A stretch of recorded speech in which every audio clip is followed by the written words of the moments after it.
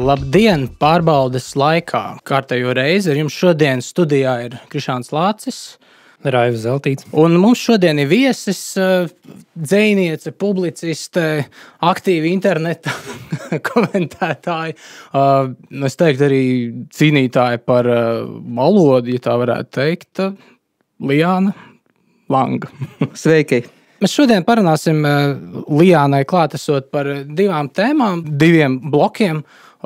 Pirmais varētu būt par atcelšanas kultūru, un otrais būtu tieši par valodu, kas, manuprāt, joprojām tāds sāpošs jautājums Latvijā 30 gadus pēc padomju okupācijas beigām, kas tā arī, mēs visu laiku atgriežamies pie šīs diskusijas par valodas lomu, kā mums likumdošana ir diezgan laba, bet beigās izrādās, ka nepietiekoši. Bet pirms mēs pie tā nonākam, Raivim bija sakrājušās vairākas sāpes par pasaulē notiekošo, kuras viņš tagad grib izklāstīt. Jā, tās sāpes lielā mērā arī ir saistīts ar šodienas tēmu, un gan atcelšanas kultūra, gan atcelšanas kultūra jau ir tikai daļa no kaut kāda lielāka fenomena.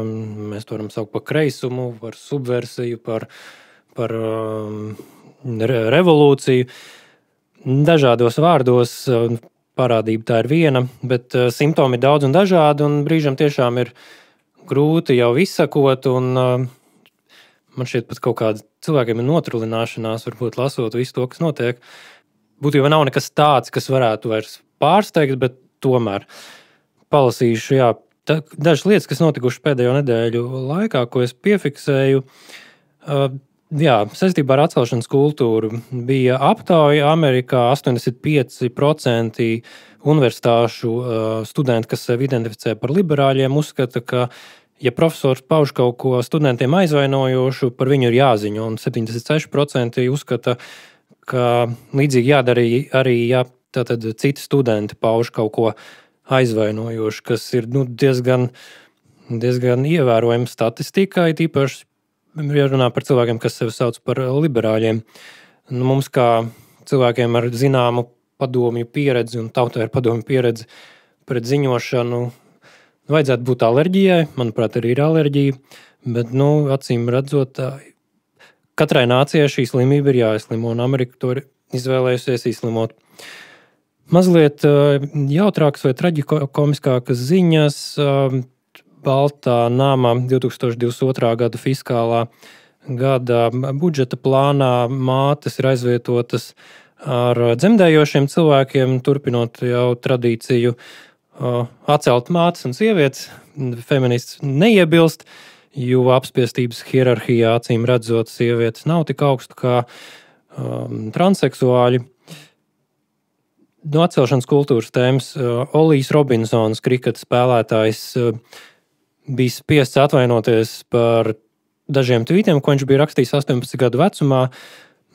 Bija televīzijas ieraksts, mazliet atgādināja situāciju Baltkrievijā. Cilvēks kameras priekšā briesmīgi kaunināts, pārbījies, stāsta, ka viņš tiešām nav rasists un viņš ir labojies un viņš turpinās laboties. Un neesmu paskojis, kā viņam tas beidzās, izskatījās skumīgi. Un, tie tvīti bija muļķīgi, bet tur nebija nekas tāds. Tēma, kas turpinās visu laiku Amerikā, bet pēc Baidena nākšanas pie varas vēl vairāk aktualizējusies, ir kritiskā rasu teorija un antirasismu treniņi, kur, pēc būtības tas ir A, marksisms un B, rasisms pret baltajiem cilvēkiem, to nevar citādāk nosaukt. Un C, atgādina principā sektantus, jo tā nav ne kritiska, ne teorija, tas ir faktiski kults, jo vai tu piekrīti, ka tu esi rasists, bet ja tu noliedz, tad tev ir kaut kāda problēma, ka tu noliedz savu rasismu, tev ir baltais trausums vai kaut kas tam līdzīgs. Īsāk sakot, ja tu esi balts, nav veida, kā tu vari būt nevainīgs. Citās ziņās tas jau laikam izskanēja agrāk arī. Tu tagad kā streipa prāta mehānikā nolasi. Es neskatos streipu, bet To varētu tādu izteiksmi tā nolasīt, tā tur, tas ir atcelts, tas ir atcelts, tas kritušo sarakstu. Mēs varētu katru raidījumu šādi sākt un dzīt klausītājus depresijā. Slava kritušajiem. Bet man liekas, tas saraksts kļūs arvien lielāks. Un tā kā karā, parasti karā par pirmiem bojā gājušiem, tur liels ceremonijas un liela sērošana, beigās jau vienkārši... Tas tam tikai statistika. Jā, beigās cipars raksta. Tātad Anna Boleina ir melnādainā vienā seriālā, ja kādam ir iebildumi, tad viņiem ir problēmas. Ja ir apgriezta situācija, kur kāds baltais tēlo, piemēram, Japāņu animē varoni, tad tas atkal ir rasisms, jeb aziātu izdzēšana. Nav vienlīdzīga šī situācija, ja? Es atceros, bija savulaik arī diskusijas. Īsmēr šī saruna jau ir senāka, piemēram, tad, kad bija Matrix, labi, visi priecājās par Matrix, par filmu, bet pēc tam parādījās tāds vesels izpētes žanrs, kas saucās Baltā mesijas pētījumi amerikāņu kino, proti, ka daudzi dažādu krāsu cilvēki darbojās un tādi galvenie, bet simptomātiski esot lūk tas, no šo kritiķu skatu punkta, ka baltais ir mesija, un Matrix nerad tiek uzskatīts par šo tādu paradigmātisku šī baltā mesijas kompleksa piemēru, kur tiešām tur visāds tās grāsaino cilvēku grūtības un tam līdzīgi, un mēs atceramies tur to lielo deju ainu no Matrix, bet beigās glābējs ir lūk šis baltais mesija, un tas ir arī problemātiski. Ja drīkst, tad es akurāt izlasīju vairākus rakstus attiecībā uz to Annu Boleinu, un vienā rakstā bija minēts, ka tā ir neiedomājama balto cilvēku liekulība šādā veidā mēģināt izpirkt savu vainu vai šādā veidā vienkārši apmazgājoties. Un otrā rakstā bija teikts, ka visi, kurus uztrauc, ka Anna Boleina ir melna, viņiem ir jāuzdod sev jautājums, kāpēc jūs tas uztrauc? Kāpēc jūs vispār tam pievēršat uzmanību? Es redzēju šādas diskusijas arī bēdīgi slavenajā internetā. Es to gribēju saukt par liberāļu blogu platformu Cibā, kur, piemēram, arī tur vairāk tādi savā ziņā sabiedrībā prominenti cilvēki. Viņi arī saka, kāpēc mums par to ir jāuztraucās. Visas vēsturiskās filmas jebkurā gadījumā ir neprecīzas, tas jebkurā gadījumā ir kičs. Arī tāda, pat ja mēs mēģinātu uzņemt Annu Boleinu pēc vēsturiski pareizām kategorijām, vēsturiski pareizi attēlojumi, tas vienmēr būs kičs, vienmēr būs kaut kāds neprecizitāts. Kāpēc mums nevarētu? Un tagad nav kičs. Tagad ir ultra kičs. Kāpēc vajag uztraukties? Tā ir vēstures pārrakstīšana, bet vēstures pārrakstīšana parasti notiek ar mērķi mainīt nākotni. Ja tu iestāsti, ka Lielbritānija ir sena imigrācijas zeme, kur vienmēr bijis multikulturālisms, tad tu mazini pretestību imigrācijai. Tas ir tas ideoloģiskais apsvērums, manuprāt. Bet man ir līdzīgi iebildumi, piemēram, es kaut kad skatījos vienu no vecajām Jamesa Bonda filmām, tur viena ķīniešu sieviete tēloja baltā aktrise, izskatās muļķīgi, dūmi. Labi, tolaik bija grūtāk varbūt ķīnieši dabūt filmās. Tagad Ķīna ir atvērta, bet muļķīgi. Būtu labāk dabūjuši īstu ķīnieti. Bet, ja mēs runājam par Āfrikas vēsturi vai par melnādaino vēsturi, tad uzņemiet filmu par Āfriku. Tur taču arī ir vēsturi un notikumi, kas vispār netiek attēloti. Tā vietā tiek izmantot Eiropas vēsture, it kā izcelšanai vai balto vainas atmazgāšanai. Manuprāt, pilnīgi lieki. Un kas vēl bija, laikam, pagājušā gada muļķīgākais piemērs šai tendencei, kreisie, kas iebilst pret Izraēļu aktrisi Kleopatras lomā. Jo Kleopatra, lūk, tā ir Āfrika. Lai gan daudz maz visiem zināms, varbūt es kā vēsturnieks tagad spriežu, bet tā bija Maķedonijas Ēģipte, kur bija Grieķu dinastija, kur bija aizliegts vispār laulības ārpus ģimenes, līdz ar to tur bija vairākās paudzēs tīri grieķi, vidus Eiropas tātad cilvēki, un Izraēļu aktrisi droši vien izstās atbilstoši. Bet nē, tad kreisie grib atcelt arī ebrejus kaut kādos gadījumos. Antirasismu vārdā. Te mēs esam, jā. Jā, atgriežoties pie šāda pēdiņās antirasisma, jau uz tādas krimināluma robežas, un tas arī liek aizdomāties, kur viss šīs tendences velk. Tad bija akadēmisks raksts par baltumu, jeb whiteness, kā parazītisku slimību, ar ko slimo pamatā baltie cilvēki. Tātad tas ir sociāls konstrukts, bet šo sociālo konstruktu var saķert pamatā baltie cilvēki. Diemžēl šī slimība nav ārstējama, bet to var menedžēt tātad ražošanas līdzekļu pārdali. Jebkuram, manuprāt, šādi raksti atgādina kaut ko, kas parasti parādās pirms genocīda.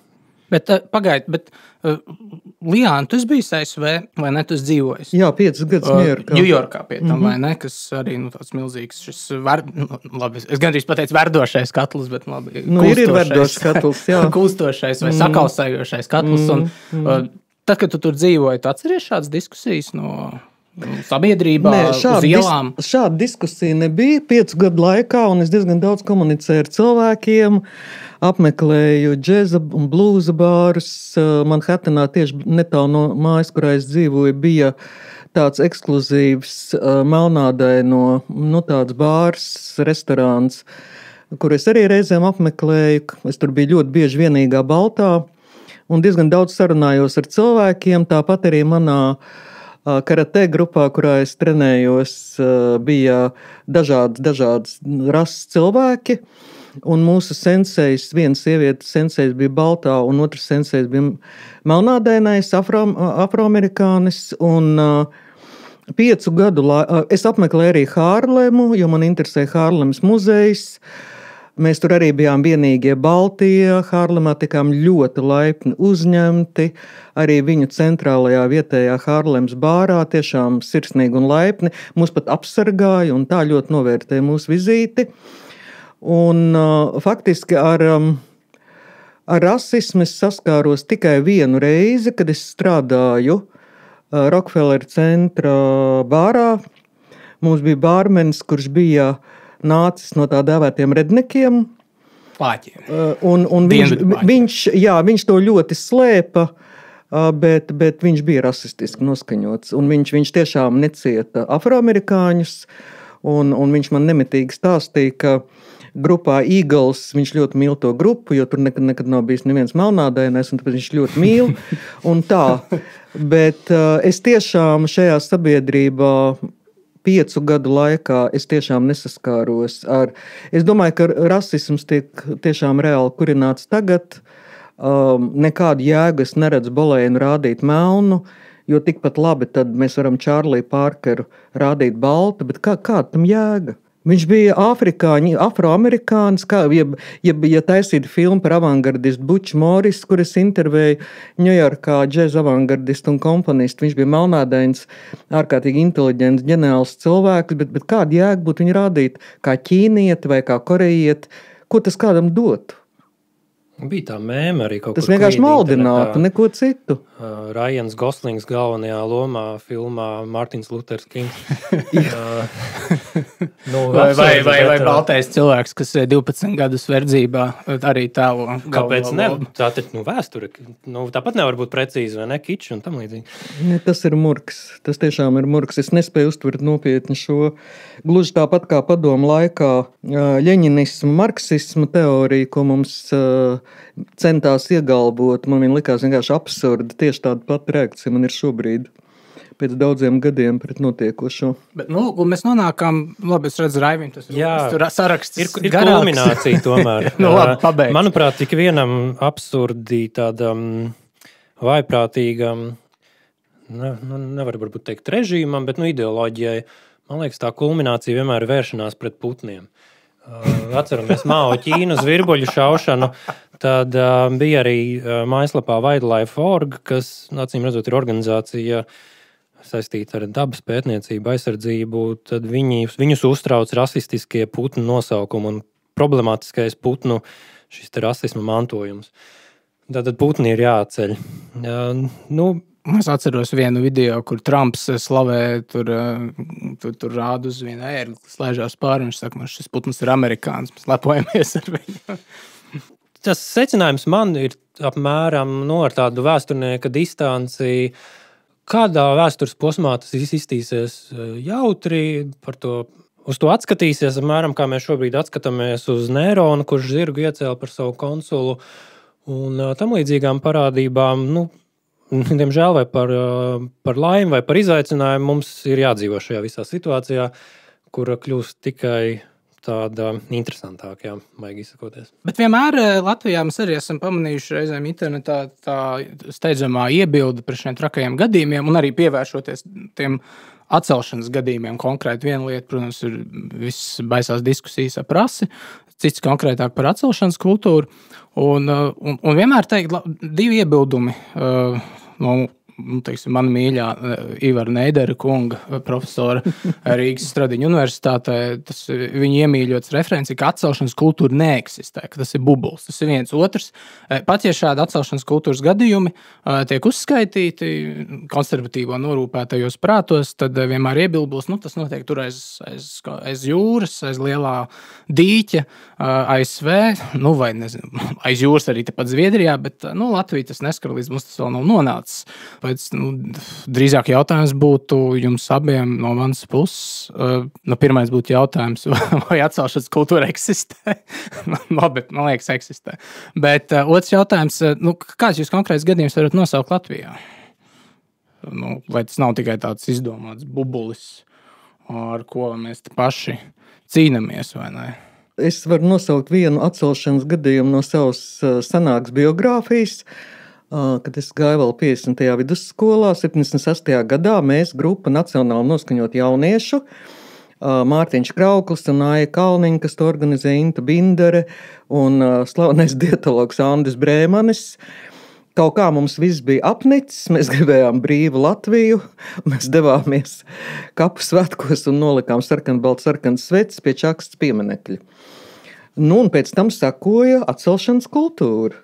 Mums bija komjauniešu tiesas, mūs tiesāja, klases biedri no mums novērsās, mēs bijām izstumti. Līdz ar to es piedzīvoju atcelšanas kultūras tādu tradīciju pat uz savas ādas, un arī visi man tā brīža dombiedri. Arī piedzīvojām, jāsaka, ļoti lielu stresu, bet es domāju, mēs neviens nemirkli to nenožēlojam. Bet mūsu dienās teikt, ka atcelšanas kultūra neeksistē, ir vienkārši absolūti absurdi. Kaut ko līdzīgi apgalvoja arī kāds liberāls filozofs, publicists un kāda vēsturniece, kad tikko sākās BLM un viņas intervēja radio vai televīzijā. Viņa paziņoja, ka tādas atcelšanas kultūras nav, bet pēc tam šim pašam filozofam pēc pusgada jau nebija nekāda problēma rakstīt par atcelšanas kultūru. Un internetā ļoti daudz faktu un ziņu un refleksijas par atcelšanas kultūru.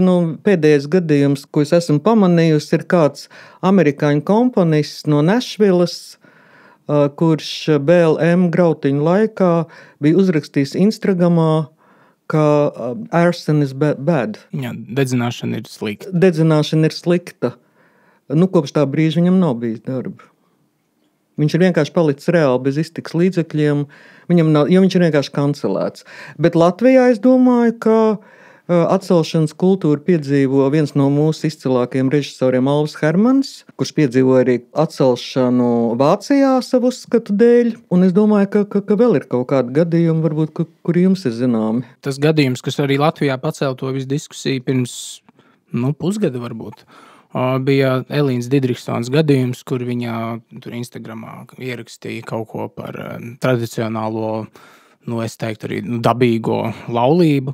Un tad, protams, viņa tur atcēla viņas mecenāti, naudas devēji, kā viņas nosaukt. Un tas bija tāds praktisks piemērs, jo parasti tas, tiešām ASV citur, tā loģiskā secība ir tieši tāda, kāpēc vispār runā par atcelšanas kultūru, ka viena lieta ir, ka tev tiešām var būt izdzēš no sociālajiem tīkliem, ar ko gandrīz jebkurš no mums var saskarties. Man arī izdzēs no Twitter, es nezinu, varbūt kādam kāds cits tweets ir izdzēsts un tam līdzīgi, bet kāpēc vispār par to runā, kāpēc konservatīvi par to satraucās, kāpēc ir šīs analoģijas arī ar padomu laiki, tas, ka tam ir arī tīri tādas finansiālas un, pat teikt, arī tādas sociālas sekas, ka cilvēks zaudēja konkrēti ienākumu avotus, kā tas bija Didriksons gadījumā, norobežojās, draugi norobežojās, lai kaut kādi pakalpojumi pēkšņi kļūst nepieejami, nepieņemam uzskatu dēļ, un jā, es nezinu, Rai, varbūt tu arī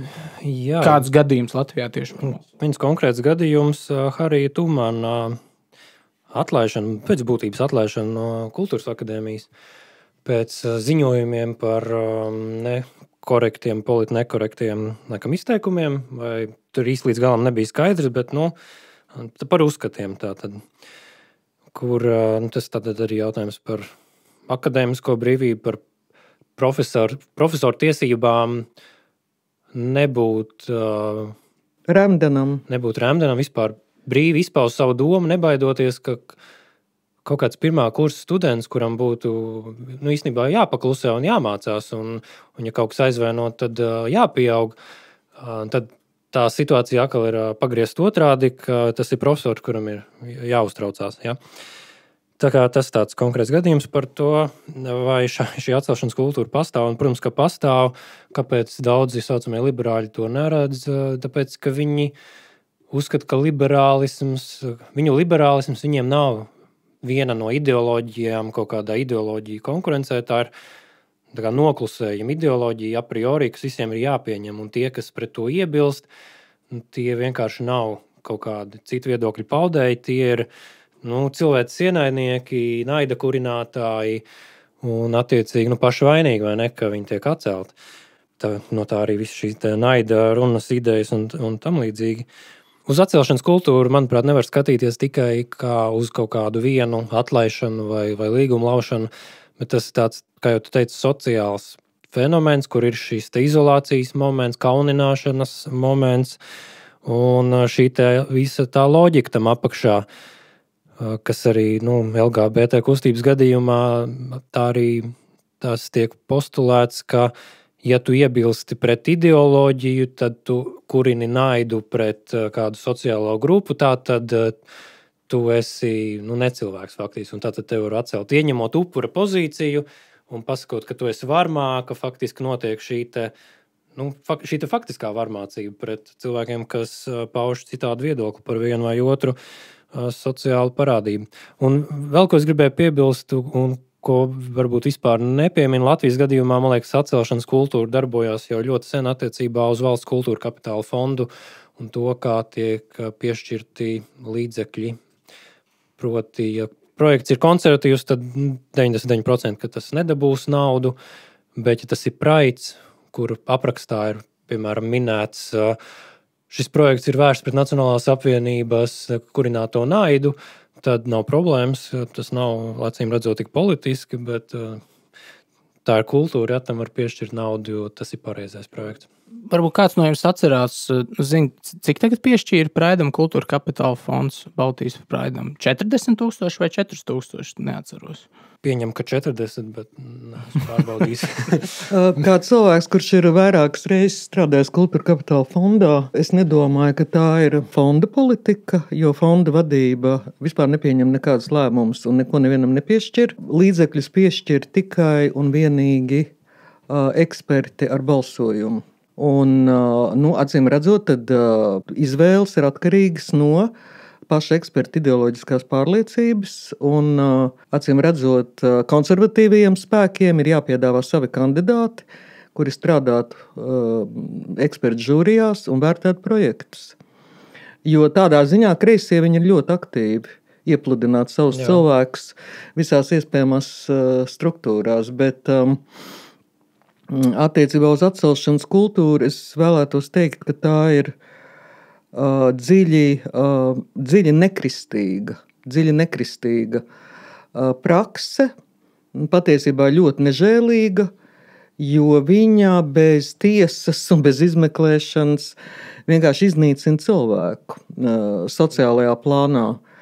Kristietībā cilvēks izsūdz grēkus, mēs visi varam pieļaut kļūdas, bet mums ir dots laiks nožēlai, un cilvēks vienmēr, kamēr viņš ir dzīvs, viņš var mainīties, viņš var labot kļūdas, viņš var izpirkt grēkus un tā tālāk. Mēs atceramies piemēru par Zagli uz krusta, vai ne, kurš pēdējā brīdī pirms nāves nožēlo grēkus. Bez šaubām.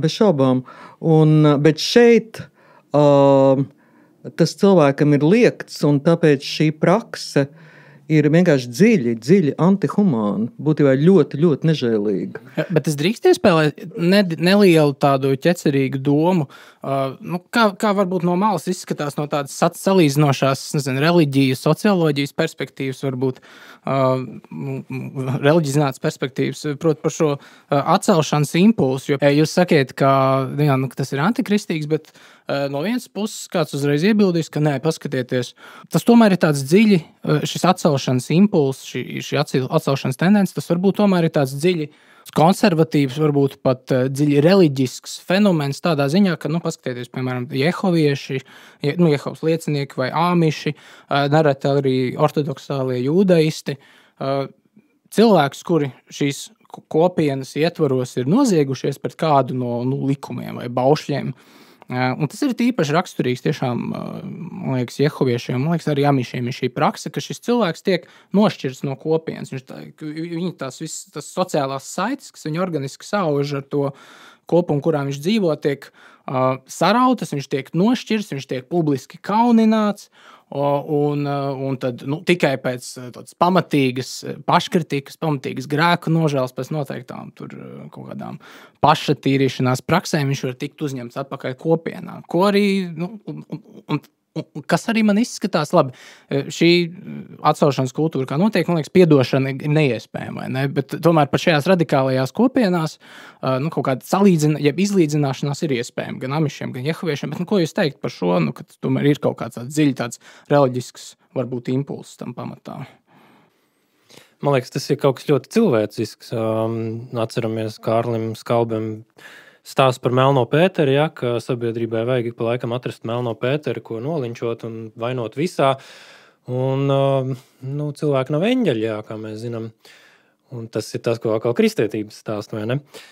Manuprāt, jautājums ir par sociālu un politisku sistēmu vai ideoloģiju, kas šīs tendences vai veicina, vai tieši otrādi piebremzē. Un kristietības šī te piedošanas teoloģija, viņa fundamentāli tātad pasaka, ka cilvēkam ir cerība, jā.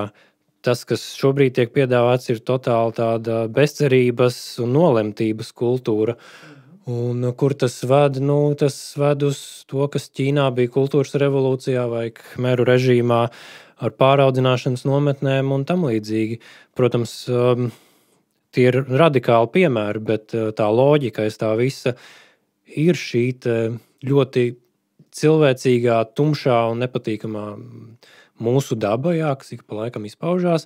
Es neteiktu, ka tā ir konservatīva vai pat liberāla, bet mūsu grēcīgā daba. Tā ir grēcīgā daba, ko totalitārisms savukārt padara kā morāli, vai ne? Atcelšana tā taču ir cīņa par apspiesto tiesībām.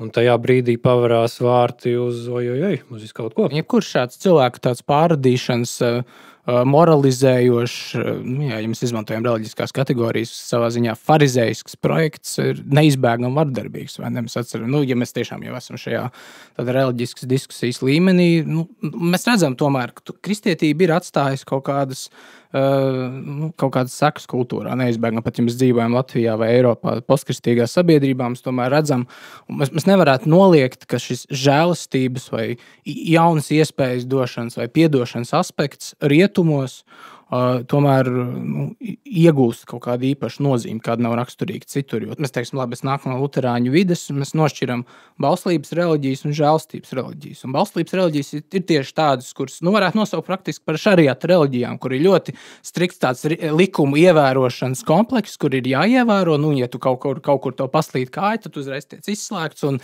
tev ir ļoti grūts pēc tam tas no jauna iekļaušanās ceļš reliģiskajā kopienā. Savukārt kristietībā, šī bez nosacījuma piedošana, vai ne? Un tas ir pilnīgi atšķirīgs paradigmas, kā vispār skatīties uz sabiedrību. Tieši tā.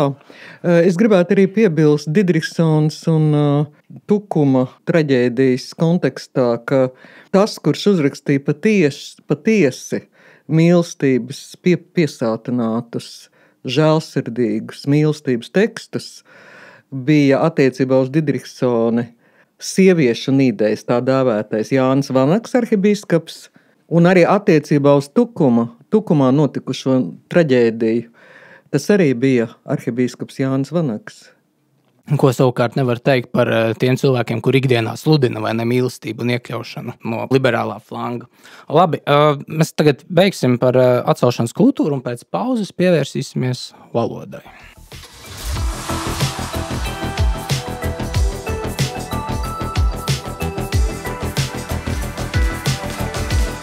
Esam atpakaļ pārbaudas laikā. Ar jums šodienas studijā joprojām Krišāns Lācis, Raivis Zeltīts, Liāna Langa. Pāris sakāmā vēl tomēr par atcelšanas tēmu ir palicis. Es dodu vārdu Liānai. Viena lieta, ko es vēlos teikt, ir, ka atcelšanas kultūra būtībā ir uzbrukums vārda brīvībai, kas ir viena no absolūti fundamentālām rietumu civilizācijas pamatvērtībām, arī konservatīva vērtība. Un cilvēki, kuri ar tādu prieku nodarbojas ar šo atcelšanas kultūru, atstāja tādu cilvēku iespaidu, kuriem ļoti patīk tiesāt bez tiesas un vienkārši sodīt otru cilvēku, neatstājot viņam nekādu cerību atgriezties sabiedrībā. Ļoti nežēlīga praksa.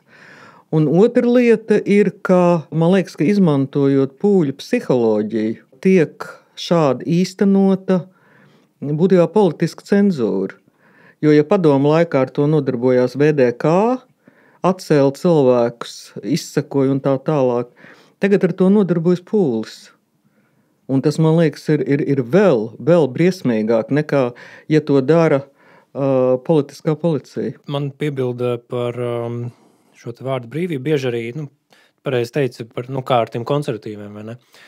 Bieži arī saka, jūs jau konservatīvi arī tur gribat tur atcelt Svetbanku un par to, ka viņi tur pievienojās tai hartai un ik pa laikam tomēr arī aicinat tur neiepirkties pie kāda un tam līdzīgi. Tad, šeit es gribētu piebilst, es neesmu libertārietis, es neticu, ka brīvais tirgus vai tāds bezvaras stāvoklis pilnīgi visu atrisina. Ir tīpaši mūsu situācijā mēs dzīvojam blakus arī Krievijai, kur ir ļoti aktīvas informācijas operācijas pret Latviju, propaganda, mēģinājumi šķelt sabiedrību. Un, ir jānovelk reizēm šī sarkanā līnija un jāpasaka nē, kā savulaik Levits teica, pašaizsargājošā demokrātija. Tad, tas no Vācijas paņemts jēdziens. Tas viņiem pēc nacisma Rietumvācijā bija tā kā konstitucionālā paradigma. Tad, kaut kā doma tajā ir, un es arī gribētu teikt tāds pašaizsargājošais nacionālisms. Es, protams, politiskā līmenī un arī tādā metapolitiskā līmenī noteikti darīšu visu, kas manos spēkos, lai ierobežotu tādas lietas, kas, manuprāt, kaitē latviešu tautai, tās pastāvēšanai, valodai, kultūrai. Ja tas ir kāds krievu šovinists kādā skolā, kurš stāsta krievu propagandu skolēniem, tad es darīšu visu, lai viņš to nedara. Un līdzīgi es darīšu visu iespējamo, lai nekādi progresīvie nebūtu pie varas Latvijā. Vai tā ir atcelšanas kultūra? Manuprāt, nē. Tā ir normāla politiskā cīņa. Tā atcelšanas kultūra izpaustos tā, ja es, piemēram, gribētu, lai Selma Leverence publiska televīzija atvainojās par saviem uzskatiem un taisnojās, ka kad viņi tur to Rozas Luksemburgas citātu uzlika, ka viņa to ļoti nožēlo un turpmāk labosies, un īstenībā jau viņi ir nacionālisti. Tas tā kā tiešām Lukašenko režīmā. Man to nevajag. Viņa var tam visam ticēt, bet es negribu, lai viņi būtu pie kaut kādas teikšanas. Man nevajag viņu pazemot. Man negribās, lai viņi noteiktu to, kas notiek izglītības sistēmā, kur aiziet nodokļu maksātāja nauda un tam līdzīgi. Tā kā, tā, manuprāt, nav atcelšanas kultūra, un politiskā līmenī ir jāizstāv savas vērtības. Vārda brīvība, manuprāt, viņai ir gradācija. Mākslas jomā ir viena vārda brīvība, skolās ir cita vārda brīvība, un bērnudārzos vēl cita. Attiecīgi, katrā situācijā ir pilnīgi dažādas sekas un dažādas publikas un dažādi mērķi. Līdz ar to tur arī jāpieiet pēc loģikas, un tā arī līdz šim ir bijis. Tas, ko atcelšanas kultūra dara, viņi nojauc šo te loģiku un iejaucās tur, kur nebūtu jāiejaucās.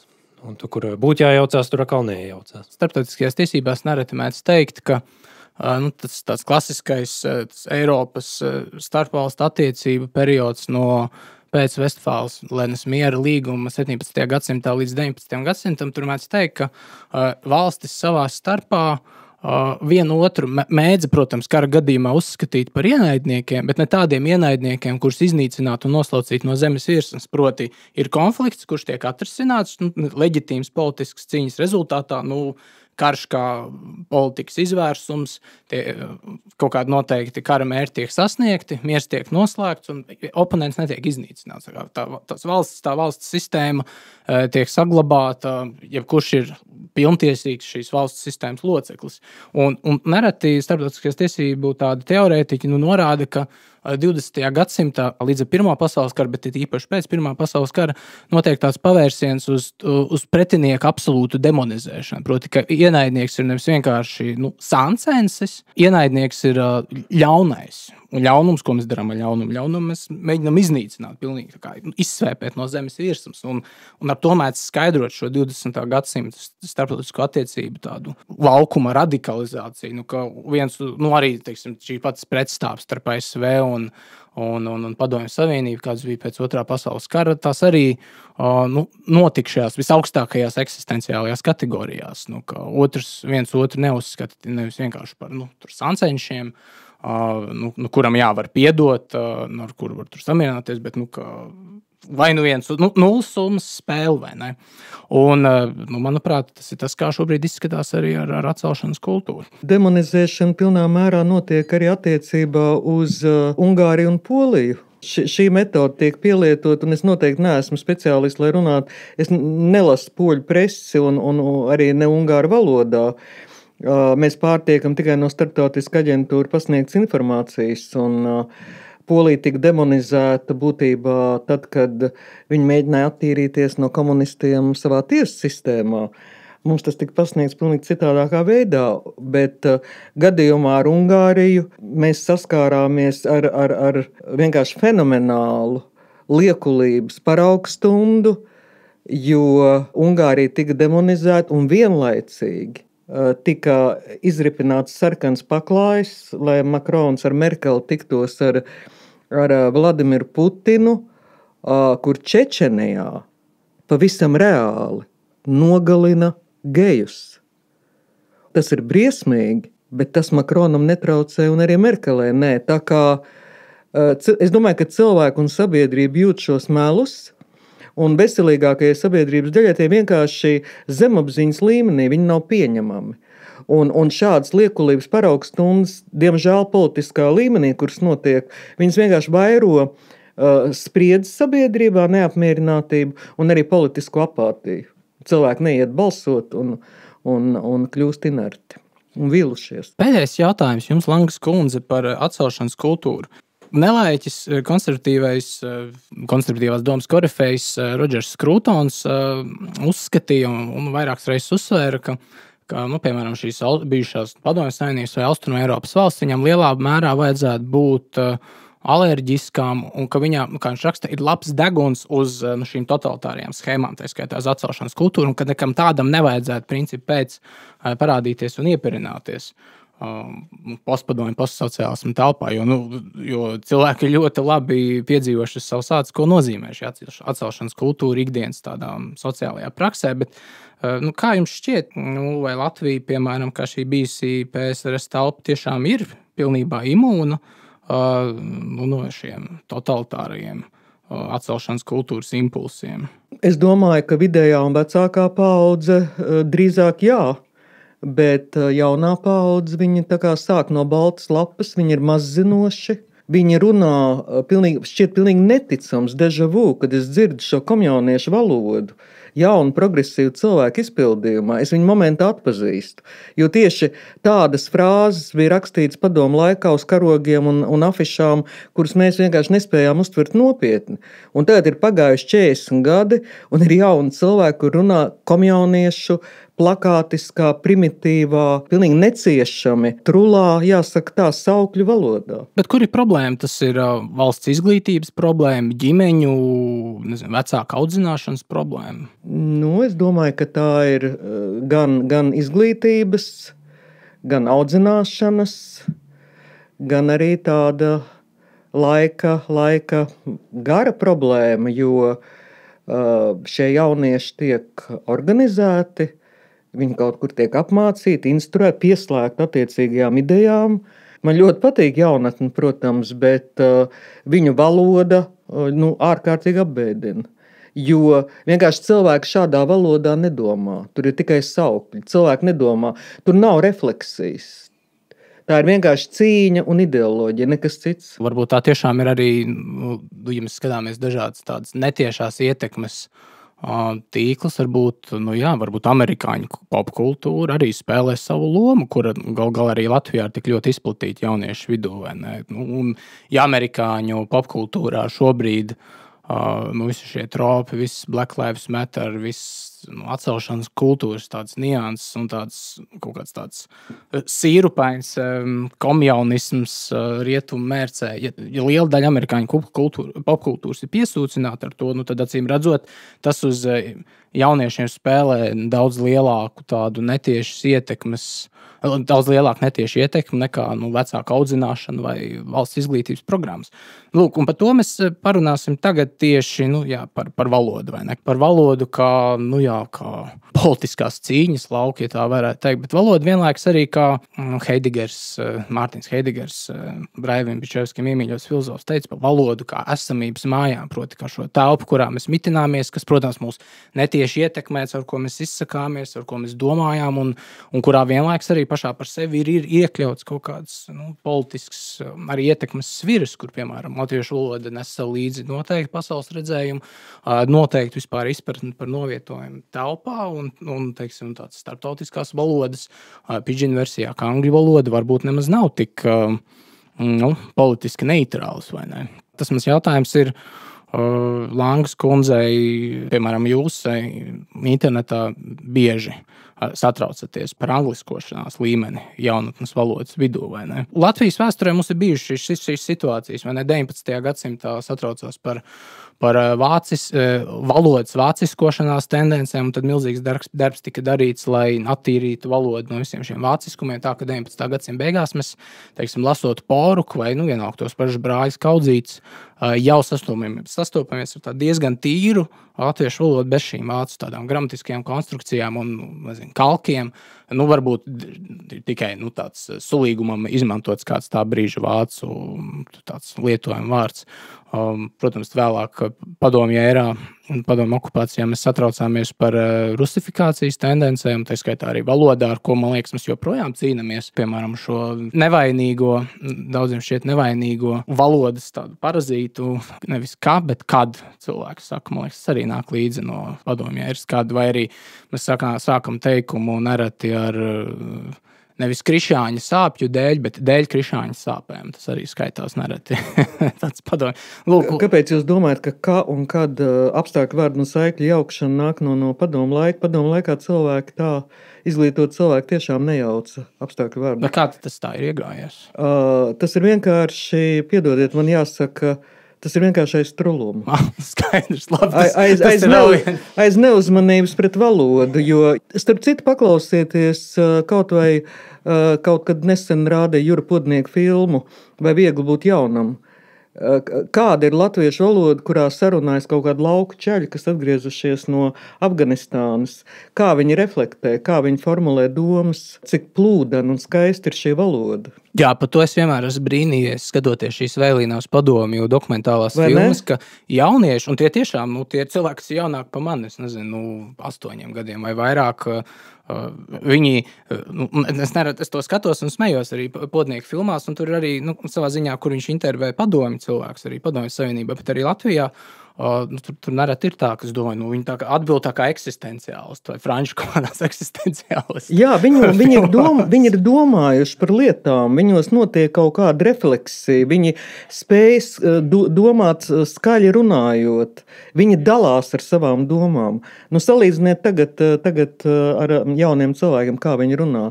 Saraustīti, nespēja formulēt domu, nespēja pateikt teikumu līdz galam. Es domāju, tas ir tehnoloģija ietekmē. Bet attiecībā uz, es nekādā gadījumā neesmu pūriste, un valoda vienmēr ir bagātinājusies, atbrīvojusies, mainījusies un tā tālāk. Bet man liekas, ka mūsdienās mēs sastopamies ar tiešām absolūti nepieredzētu izaicinājumu, proti bērnu pārangliskošanos tehnoloģiju iespējā.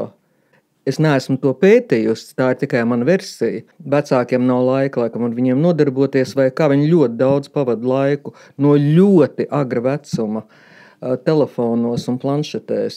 Viņi dzīvo Googles angļuvalodīgajā piedāvājumā. Un tā rezultātā ļoti daudz latviešu jaunieši domā angļu valodā. Tā ir viņa primārā valoda. Viņi domā angliski un tulko latviešu valodā. Ir daudzas ģimenes, kurās bērni, to man ir liecinājuši vecāki sociālos tīklos un tā, kurās latviešu bērni ar vecākiem sarunājas angļu valodā, tādēļ, ka viņiem tā ir vieglāk. Viņiem apnīk mocīties visu laiku tulkot no angļu valodas latviešu valodā. Un viņi sarunājas ar māti, tēvu angļu valodā, ar vecmāmiņu viņi sarunājas piepūles runāt latviski. Tādu gadījumu ir ļoti daudz. Jā, tad ir runa tiešām jau par jaunu paudzi. Mēs varētu runāt par šo latviešu zoomeriem vai ne? Bērniem, kas ir dzimuši 2000, varbūt 98. Jo, piemēram, mans jaunākais brālis, kurš dzimis 94. gadā un kurš pie tam ir gadu pavadījis ASV caur skolnieku apmaiņas programmu. Viņam, teiksim, brīžam pavīt kāds angļu vārds, bet tas nav tik, tur nav tās gramatiskās konstrukcijas, tas nav tik piesārņojoši, tas nav tik izplatīti, kā jūs sakat. Un mēs redzam, ja ir tik liela plaisa starp 94. gadā dzimuši cilvēki un kādi, kas ir dzimis 98. vai 2000. gadā, tad mums ir jājautā, kas ir bijis tiešām šis galvenais ietekmes rīks vai cēlonis šai milzīgai apziņas anglicizācijai. Tehnoloģijas un Google. Es nesen runāju ar vienu mākslas akadēmijas profesoru, un viņš teica, ka viņš uzdod kaut kāds radošs darbs jauniem māksliniekiem, un viņi viņam iesniedz angļu valodā. Viņš ir vienkārši šokēts par to. Viņš jautā, kāpēc, un viņi atbild, viņam tā ir vieglāk. Jo viņi domā angļu valodā. Latviešu valoda viņiem ir otrā valoda, nevis pirmā. Tas klausās baigi traki. Bet tas tiešām arī ir traki, un par to trauksmi ceļ daži entuziasti. Es esmu ar saviem dombiedriem pievērsis tam uzmanību visaugstākajā līmenī. Man liekas, ka vienkārši steigšs ir jātop pētījumam par pārangliskošanās apjomiem un kāpēc šī pārangliskošanās notiek. Bet, laikam interesē dažas entuziastus. Es ceru, ka ieinteresēsies arī valsts. No otras puses, labā ziņa ir tā, ka mums beidzot ir, un pirmo reizi mums faktiski ir prezidents Egils Levits, kurš kā neviens cits šobrīd ir pievērsis ārkārtīgi lielu uzmanību latviešu valodas statusam un lomai, kuru viņš stiprina. Izglītības zinātnes ministrijā tika izstrādātas valodas politikas pamatnostādnes nākamajiem, neatceros cik gadiem. Tur Latvija tika pozicionēta kā daudzvalodu valsts. Vai es spēju to iedomāties? Kā daudzvalodu valsts. Un latviešu valoda tikai viena no daudzajām valodām. Es varu par to runāt, jo to prezidents minēja arī savā 17. jūnija noslēguma runā. Tad šo dokumentu lika pārstrādāt un iestrādāt tajā valsts valodas lomu un nozīmi. Acīm redzot, par to nekad nav runāts skolās. Par valodas loma nekad nav skaidrota, ka tā ir principā, mēs kā nācija esam sākušies ar valodu. Mēs piedzimām kā nācija tikai tādēļ, ka jaunatvieši pilnīgi apzināti runāja latviešu valodā. Aivara Freimaņa filmā Dzīvīte vai noslēguma vārdi ir ārkārtīgi zīmīgi, kur viņš saka, ja nebūs valodas, vienkārši nebūs arī latviešu. Uzreiz tās pirmās asociācijas, protams, arī par laiku, kad tapa Dzīvīte ir, par šo drīzāk milzīgo krievināšanas un krievu valodas ietekmes līmeni tā brīža sabiedrībā, bet no otras puses, jūs pareizi sakiet, ka latvieši jaunieši tajā brīdī 80. gadu beigās tomēr runāja un domāja latviski šķiet. Un bezmaz vai tas no tā, ko jūs sakiet, ka sanāk, ka mums šobrīd būtu vairāk jāuztraucās ne tik daudz par krievu valodas ietekmi Latvijā, bet cik vairāk par angļu valodas ietekmi. Latvieši, protams, tika krievināti un arī tagad ir gana daudz iekrievoto kaut kādā apziņas līmenī, kur vienkārši, kuriem krievu valoda šķiet tāda ļoti svarīga valoda joprojām un tā. Un man jau nekas nav pret krievu valodu, bet šī parādība, kas ir šobrīd un kas, diemžēl, nav varbūt zinātniski pētīta, pie mums ir fundamentāli atšķirīga. Jo arī iekrievotie latvieši padomu laikā, viņi domāja latviešu valodā, viņi no latviešu valodas tulkoja un runāja krievu valodā. Tagad ir pilnīgi citi, tagad latviešu bērni, lai runātu latviski, viņi tulko no angļu valodas. Un no tā arī viss tās teikuma konstrukcijas, viss tā ārkārtīgi dīvainā nelatviskā izteiksme, kas parādās teikuma konstrukcijās un tā tālāk. Pilnīgi cita parādība. Vēstures un filozofijas fakultātē recenzējot un palīdzot ar tekstiem jauniem studentiem, teiksim, pirms gada tiešām saskāros ar tādu fenomenu, iespējams pirmoreiz manā dzīvē, kad es lasu tekstu jauniešu un nesaprotu. Es nojaušu to gramatisko struktūru, kas ir tur apakšā, bet es nesaprotu, no kurienes kā vispār ir iespējams šādi uzrakstīt latviski. Un, tas, labi, man tā pieredze nav tik liela, bet tas tiešām bija tāds pārsteigums. Un tas, ko jūs sakiet, tas tikai apstiprina šo. Bet, Raivi, ko mēs varam darīt? Tas stāvēs tuvāk politikai palīgā. Ko darīt? Ko politika var darīt? Jo šis tiešām ir tehnoloģisks jautājums lielā mērā. Un ģimenei primārā atbildība audzināt bērnus. Ja mēs esam konstruktīvi cilvēki, tad mēs pie tā pieturamies, vai ne?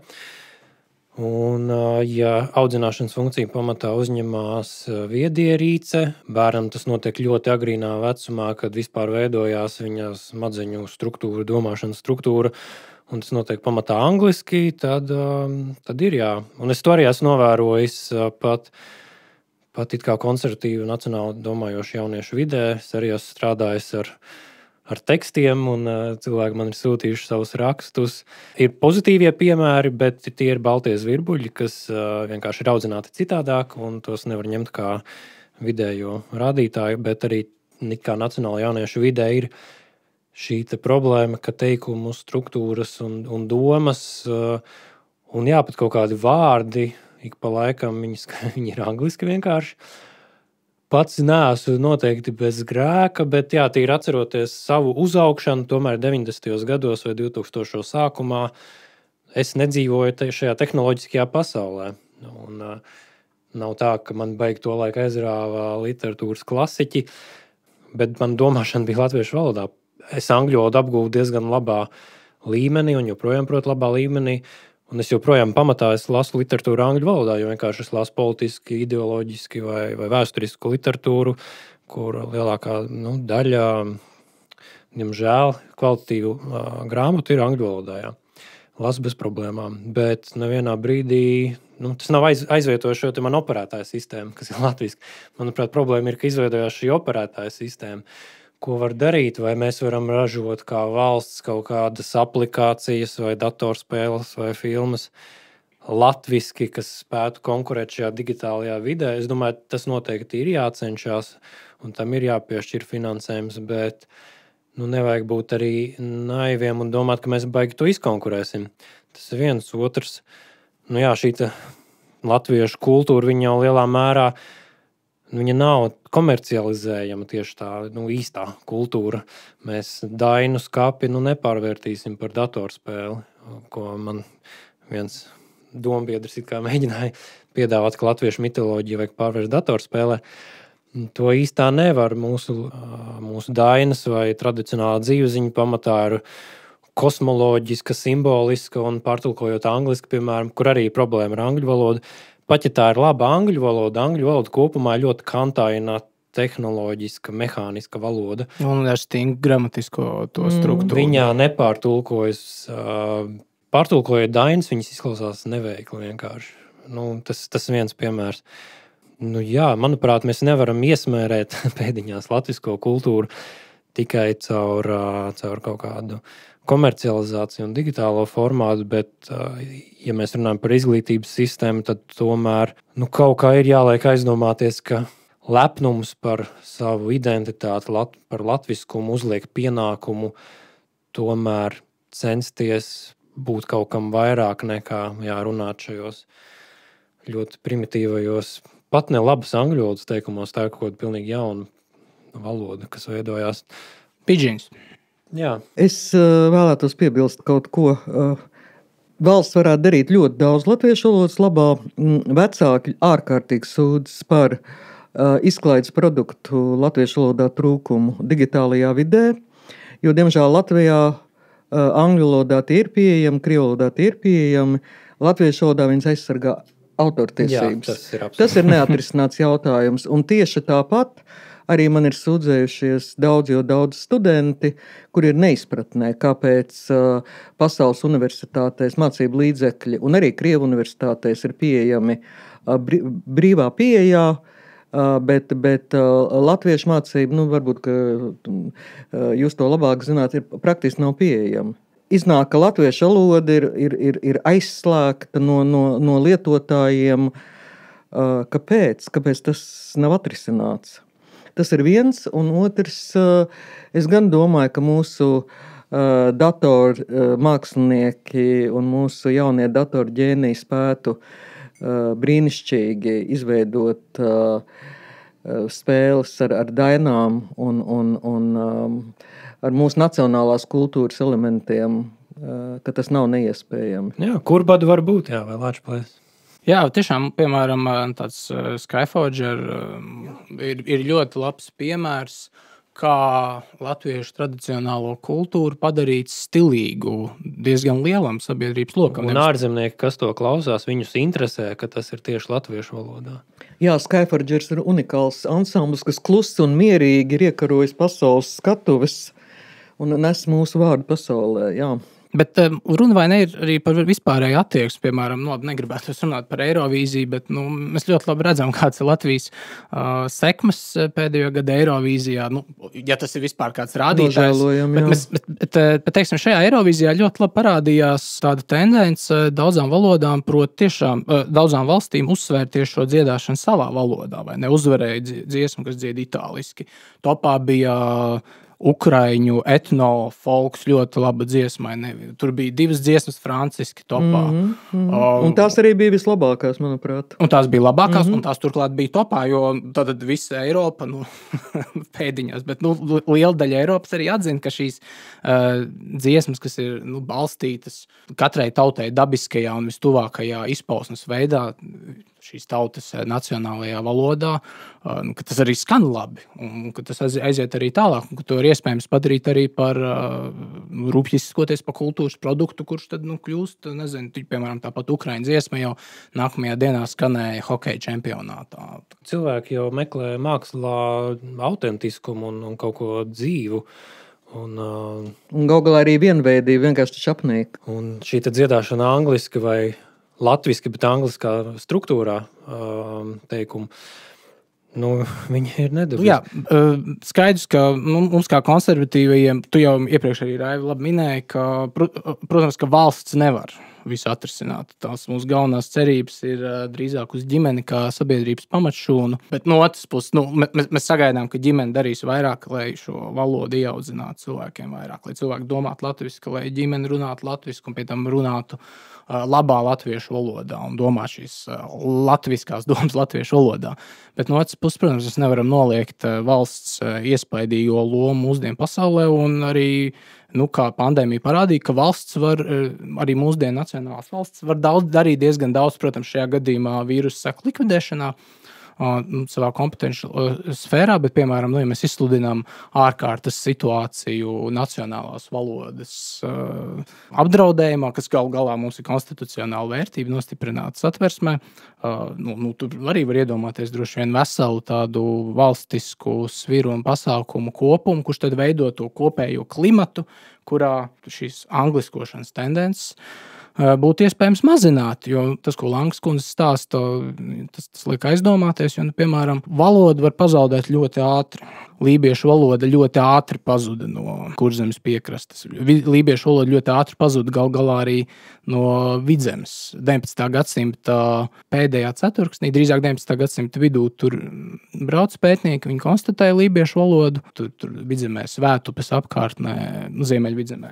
Un pēc tam jau 19. gadsimta beigās brauc nākamie pētnieki, visas valodas vairs nebija vairs neviena runātāja.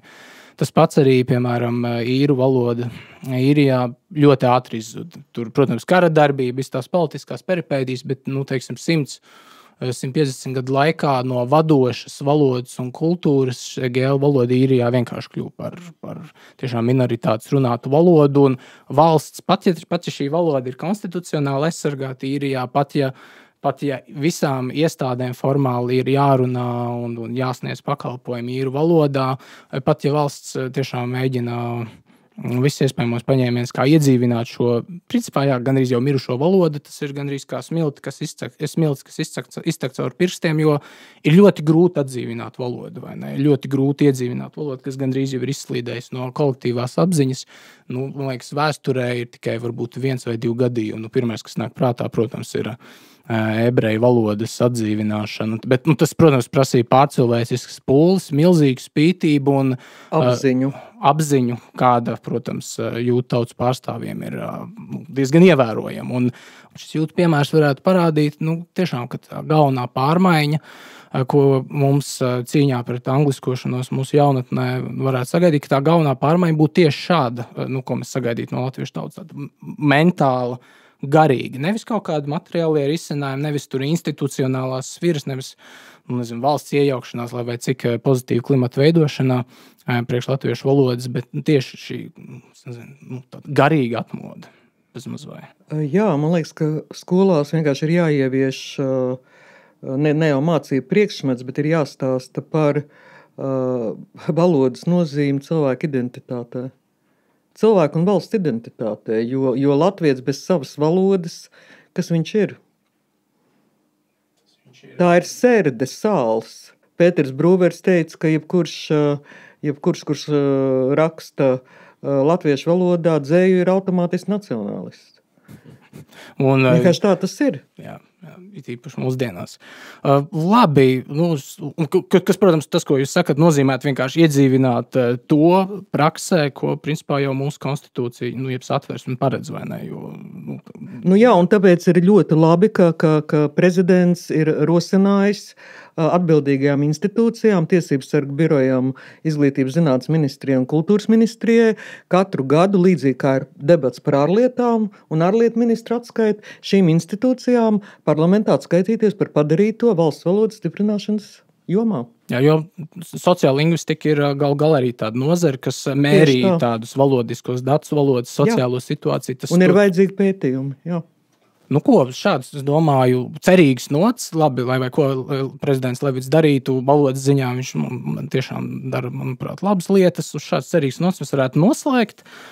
Paldies Langas kundzei par klātbūtni, es domāju, ka mums vajadzētu turpināt un tikties ar Langas kundzi pārbaudas laikā vēl, piemēram, par mākslu. Man šeit patīk, jā, par mākslu būtu daudz ko runāt, ja pareizāk sakot par tās izbēgšanos.